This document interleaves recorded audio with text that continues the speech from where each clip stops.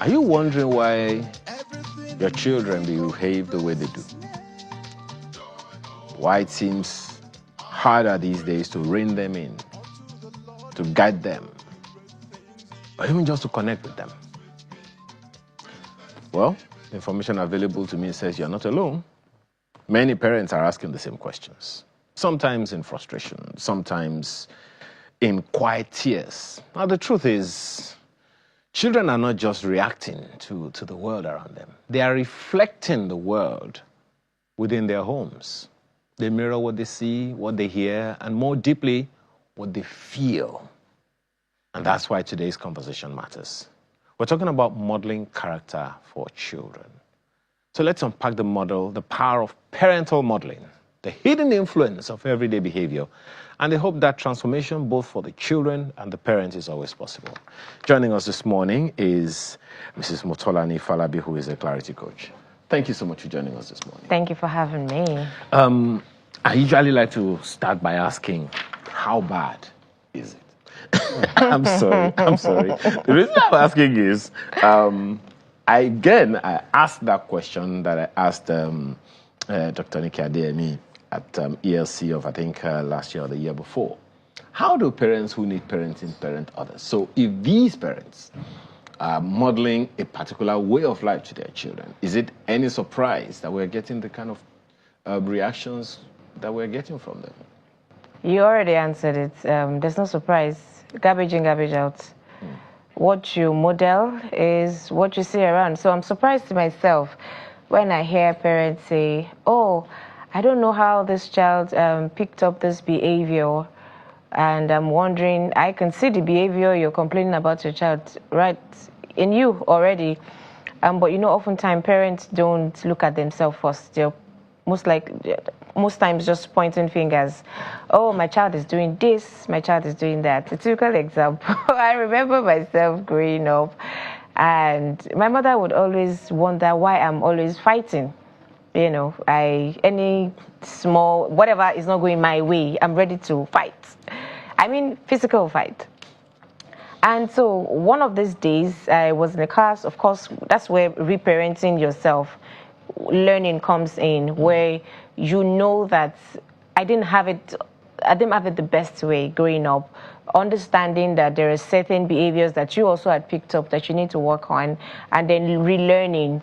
And that was what I was doing. And then I realized that I was modeled into behaving that way. Somebody modeled the behavior to me, not because I see my father or my mother fighting anywhere on the street. However, by the time I was fact-finding to find out from my mom what happened, she said, growing up as a baby, maybe like 2 or so, I'm playing with my mates and someone hits me and I cry home. And she's wondering, I don't want to give birth to Momo baby. When they beat you, you go back and hit your own back. Now, she means well. She said she was worried. She felt like those kids out there were going to bully me, and she would not always be there to protect me. However, she wanted me to be able to stand for myself and defend myself. But while she was doing that, she had also taught me that the only way to solve something that is not going my way is to go physical. So they hit me out.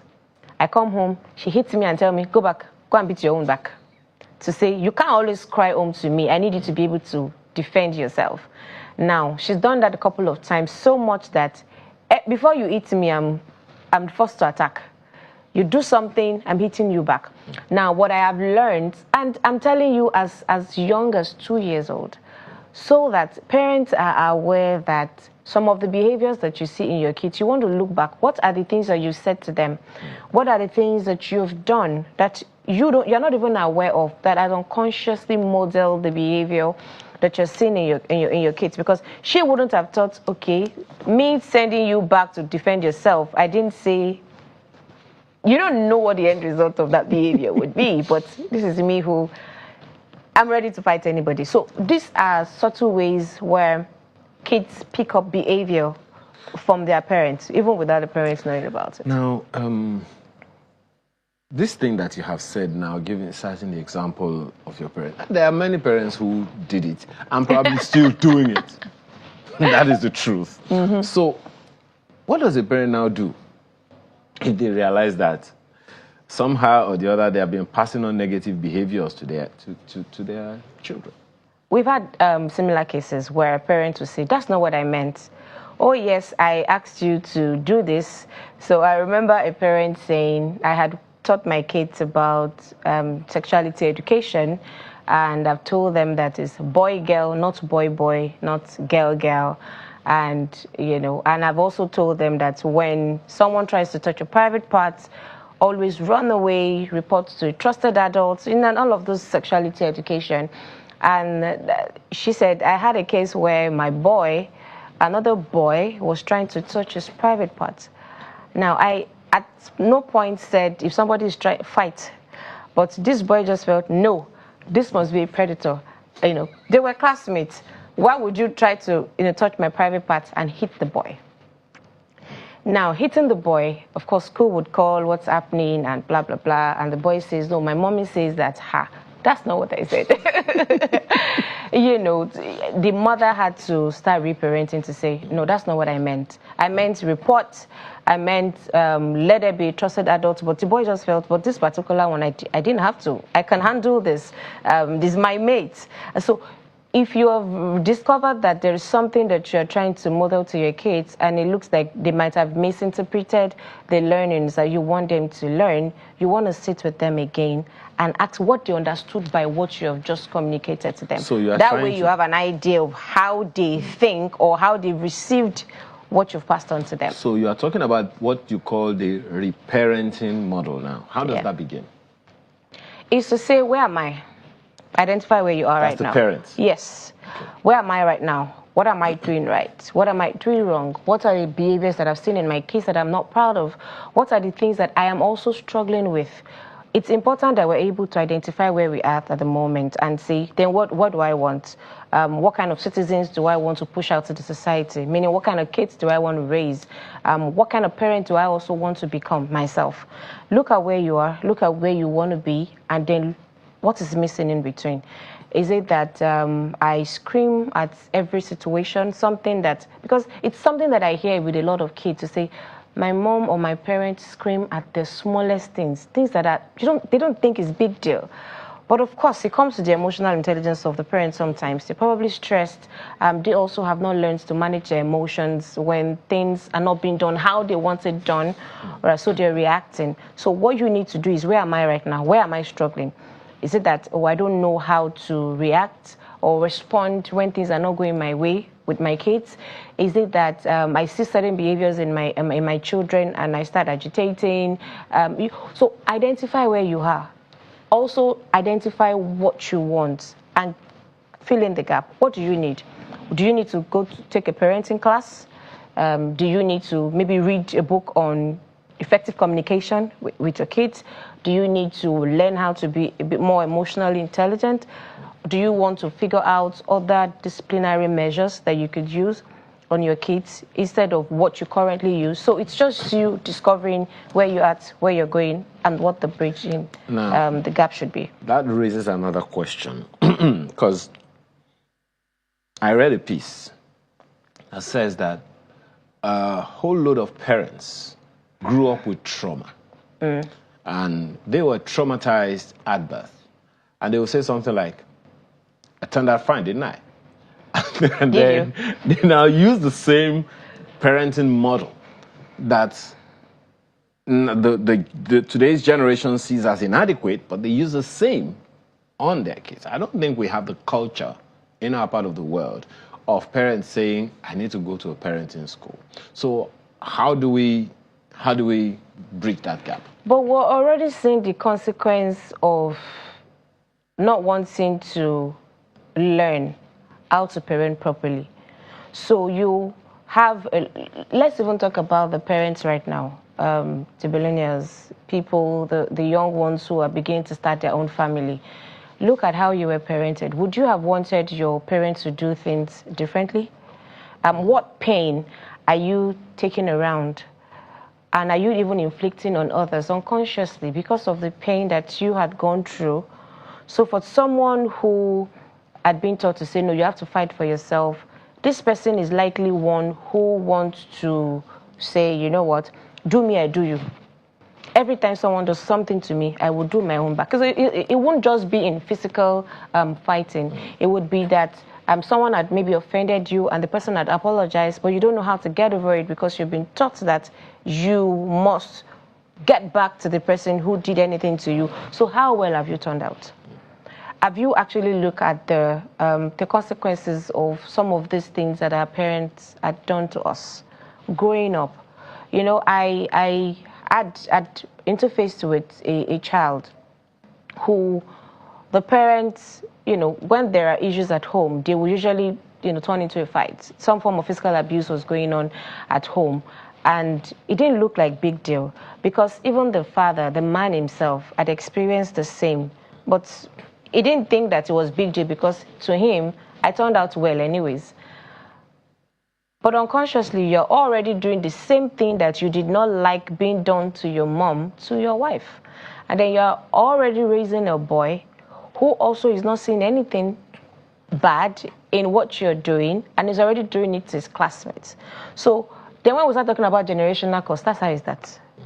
Your father has done something to your mom, or there was something that was happening in your family growing up that you probably like or didn't like, or maybe you didn't pay attention to. But whichever way, it's showing up in your own home right now, and you don't think it's a big deal. So we can look at the quality of the kids that we're raising right now and say, can we compare? These kids are not the generation where you are messing up with their mental health, like they would say, and they will keep quiet about it. They are looking for every opportunity to just, you know, move away from you. You know, where we're growing up, your mom will beat you.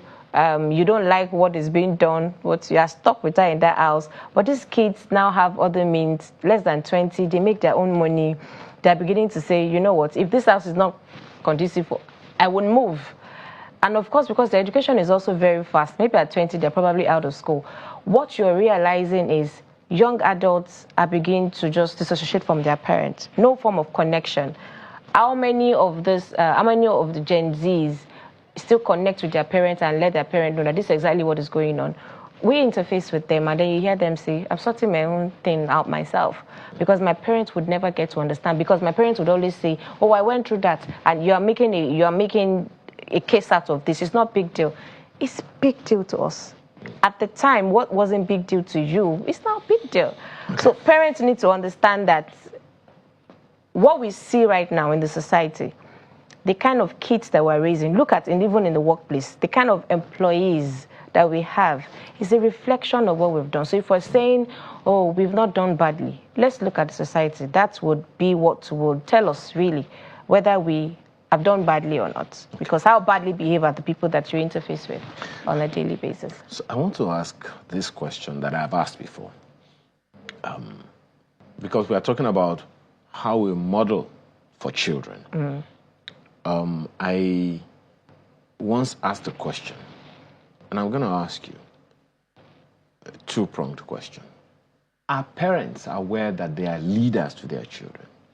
Are parents aware that they are actually role models for their children? That's the question that I'm going to pass to the parents at home. To say, really, you should be role models to your kids. For every behavior that your kids pick, they are learning from you, first of all. When you're saying, oh, I want this house tidy, they are looking at you. When you're done eating, do you pick up your own plates and take it to the kitchen? You're saying, my child speaks to people anyhow. My child is not kind. Are you kind to your driver? Are you kind to your maid? Are you kind to people around? Because they are looking at you. And they are not the generation of do as I say. They are a generation of do as I do.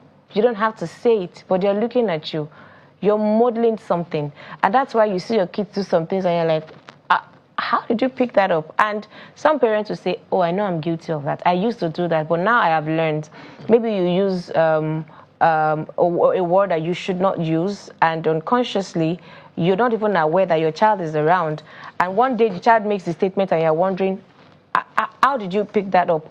Because you're modeling. So every day, every parent out there, you need to understand that your everyday life is a script that your kids are looking at. It's a movie.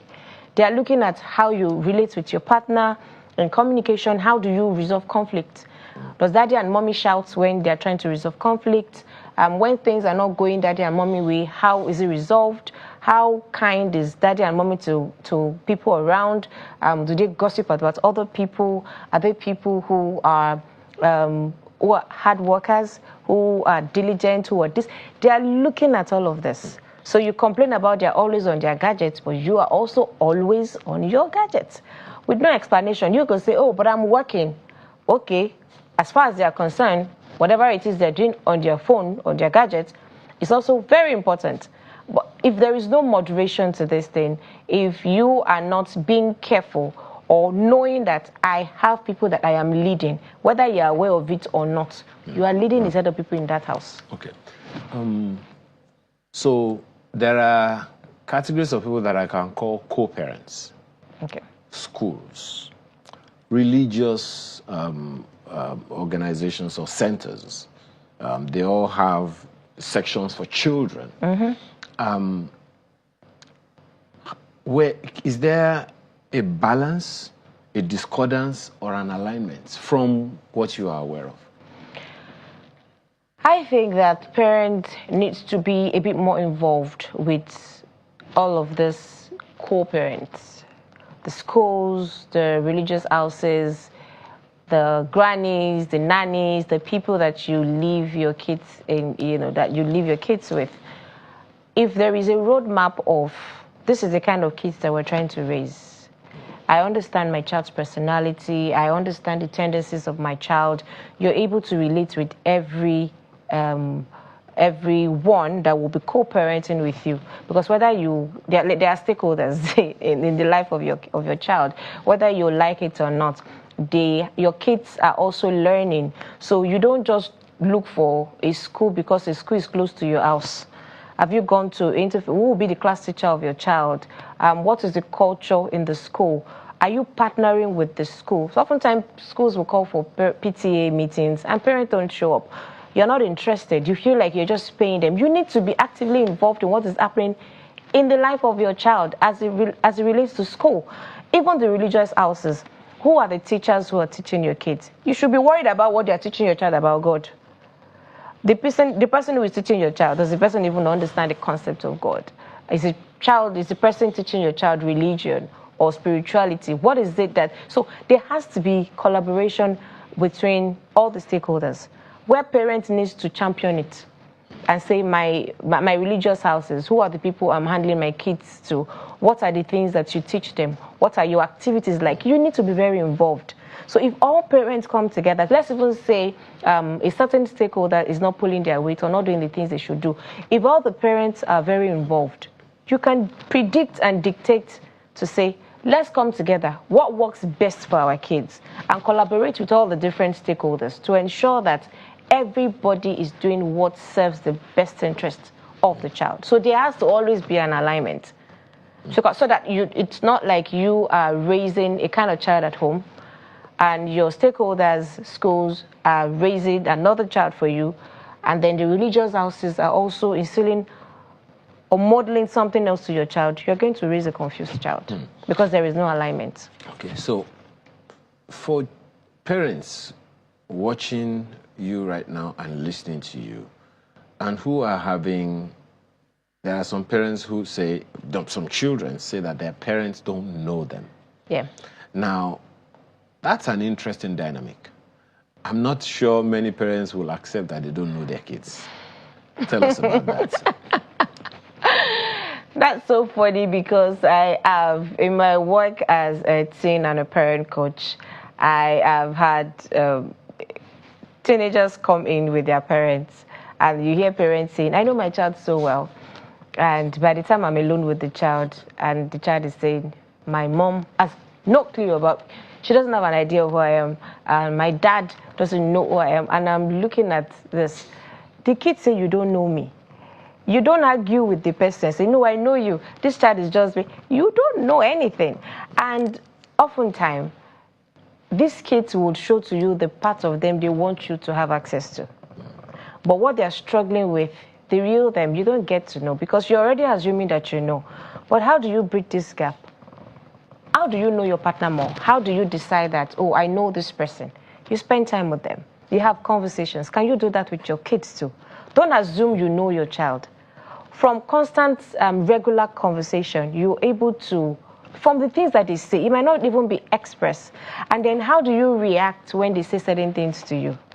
Because that would also dictate what they will say next to you, because they would assume that my dad would never understand, my mom would never understand, so they would always give you the version that you like to hear.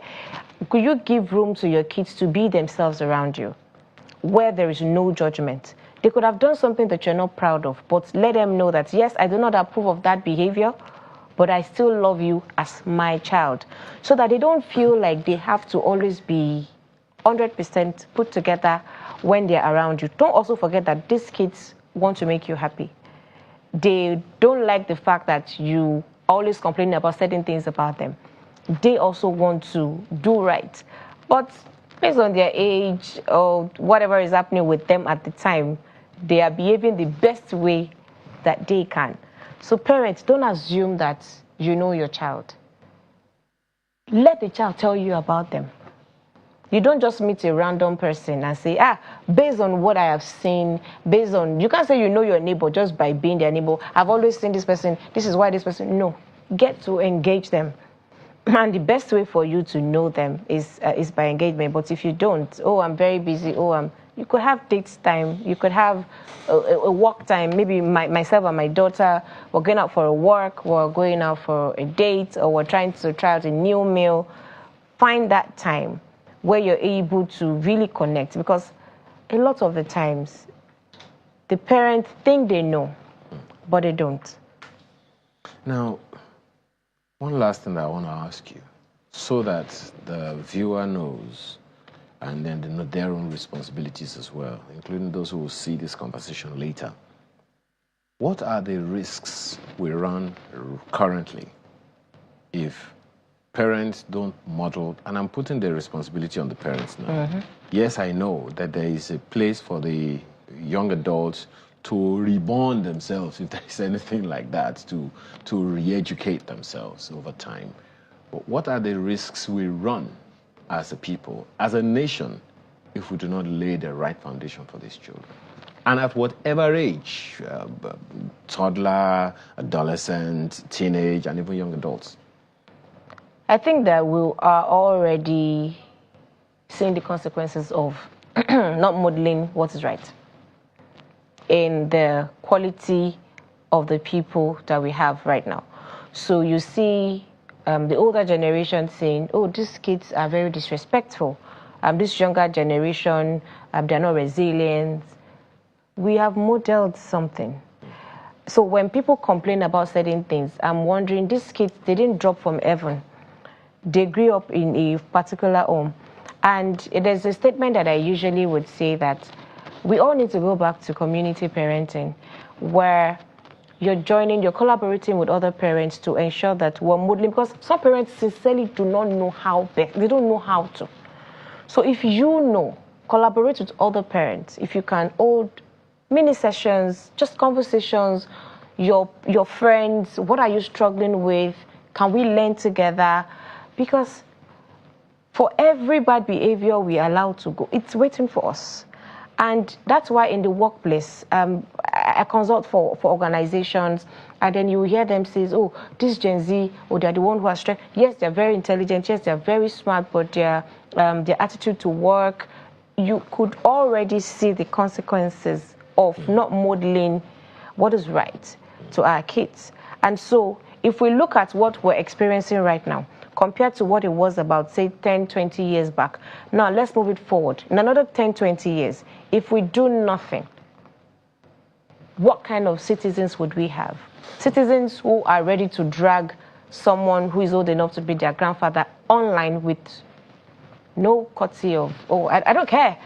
Oh, he spoke to me anyhow. I dare not say, oh, somebody, no, you know how adults will say some things to you that you're not comfortable with, but you dare not even look in their face and say, I don't like what you have done. But this one will look at you straight in the eye and tell you, don't do that again. Okay. So we already are seeing the consequences. So the question is, multiply it. If nothing is done, In another 10, 20 years, what kind of kids do you think we'll raise if we're not modeling what is right? And again, what kind of senators and governors and all of that we're going to have? Would we have? Questions, questions, questions. Thank you so much for your time this morning. Thank Motolani you. Falabi is a teen and parenting coach. We appreciate your time again today. Thank you so much.